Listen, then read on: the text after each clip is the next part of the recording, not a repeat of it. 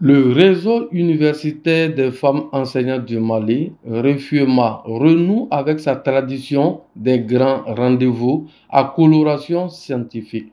En effet, sous sa houlette, s'est tenu du 8 au 10 mai un colloque international à la Faculté des sciences administratives et politiques de Bamako, sous la thématique Femmes et crise climatique en Afrique.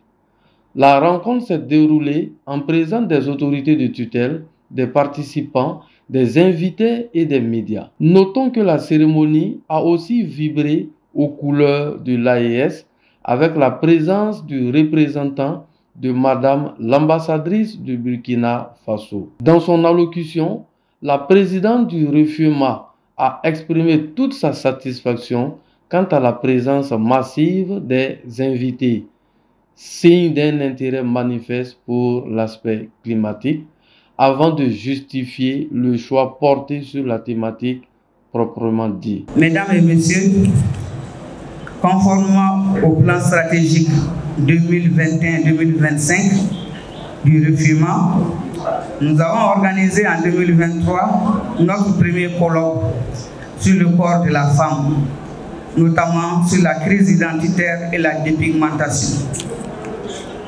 Aujourd'hui, débute notre deuxième colloque avec comme thème Femmes et crise climatique en Afrique.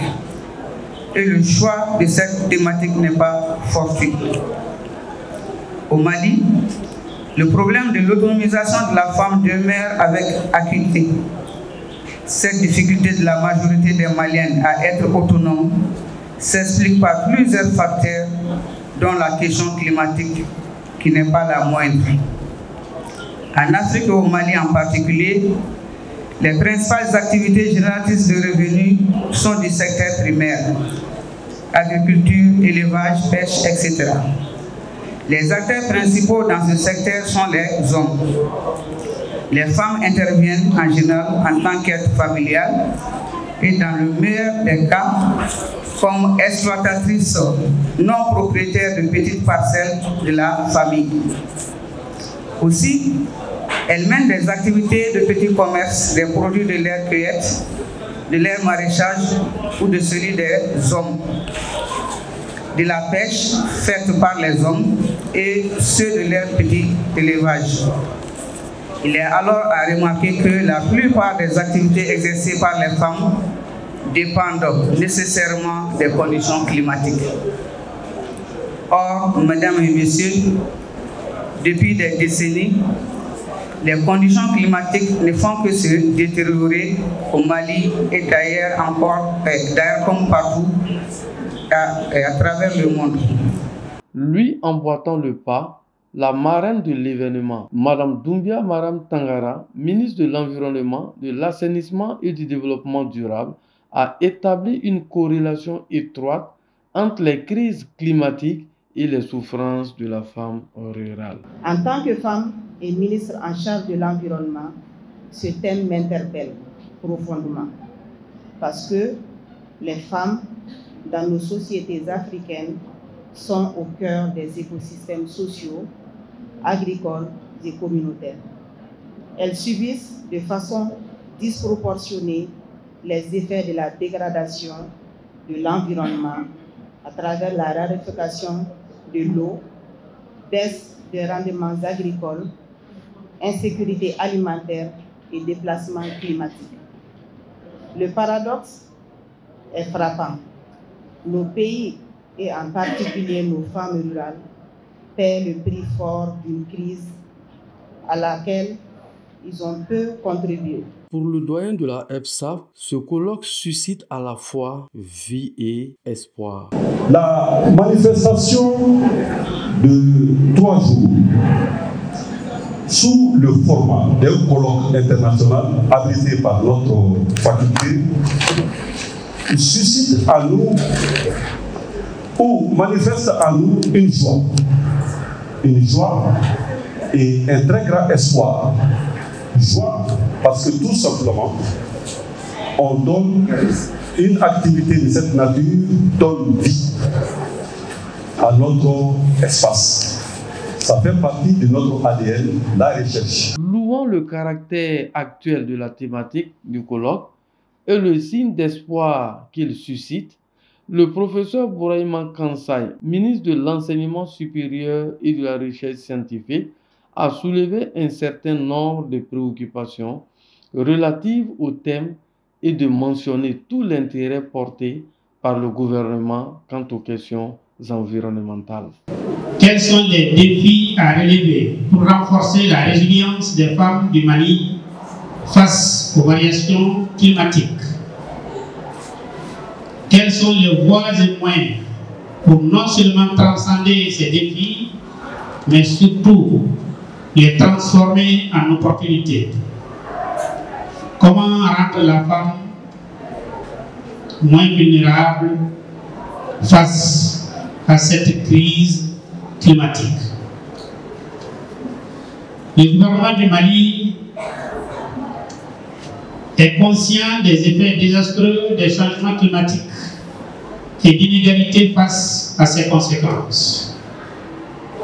Convaincu que des études et des recherches pointues peuvent conduire à des résultats, facteurs de réduction des effets des changements climatiques et surtout de la vulnérabilité, notamment celle très forte des femmes, je garde espoir que ces colloques nous ouvrent la voie vers l'atteinte de cet objectif. Parlant du bien fondé de la thématique et de la pérennisation de ce genre d'initiative, participants, organisateurs et étudiants ont été éloquents. Ma présence aujourd'hui, c'est venir participer à une activité inédite, une activité de recherche scientifique de très haut niveau, basée dont le thème porte sur les femmes et crise climatique. Donc c'est ma présence ici pour contribuer à améliorer les communications scientifiques qui seront présentées lors des panels. La thématique, comme son nom l'indique, c'est une thématique d'actualité. D'abord, de considérer d'abord la femme en tant qu'enseignante-chercheur, ce qui est très rare dans notre société. Ça, c'est un. Et de l'autre côté, essayer de voir l'effet du changement climatique sur les femmes encore. Donc, ça devient deux problématiques d'actualité qui s'unissent. Portées par le réseau des femmes enseignantes-chercheurs. Donc, ça joint vraiment l'utile à l'agréable et ça en vaut le coup. C'est ce qui a été démontré pendant ces 3 jours. Je suis parmi les organisatrices du colloque. Donc en même temps, j'ai eu également à présenter 2 papiers. Et je fais également partie de l'équipe des rapporteurs. Et donc, à grosso modo, il y a eu 56 participations, maintenant 45 présentations, dont 2 en ligne. Bon, actuellement, le changement climatique est un phénomène mondial qui touche la planète dans son ensemble.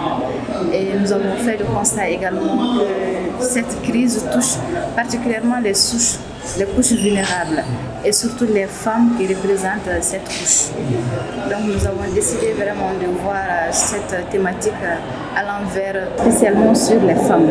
On est là dans le cadre du colloque international Femmes et crise climatique en Afrique. J'ai trouvé pertinent ce thème parce que surtout il y a le mot femme qui se trouve là-dedans et aussi le climat. Je fais un master qui est option changement climatique.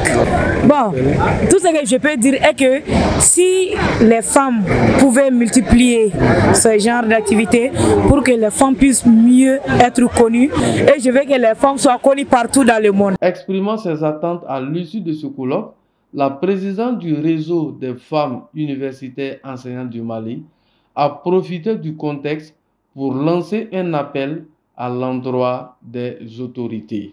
Avoir le plus grand nombre de recommandations possible et des résultats probants, des résultats qui vont mieux servir le réseau, ceux qui ont participé, ça doit les servir, mais surtout les résultats qui vont servir notre pays.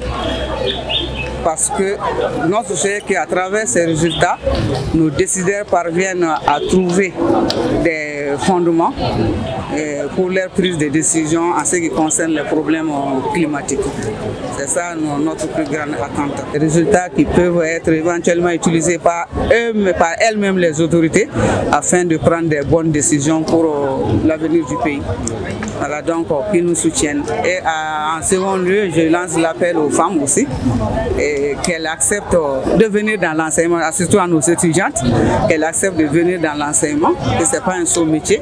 S'agissant des travaux de communication proprement dit, ce sont au total 45 présentations, dont 2 en ligne, sur 56 participations.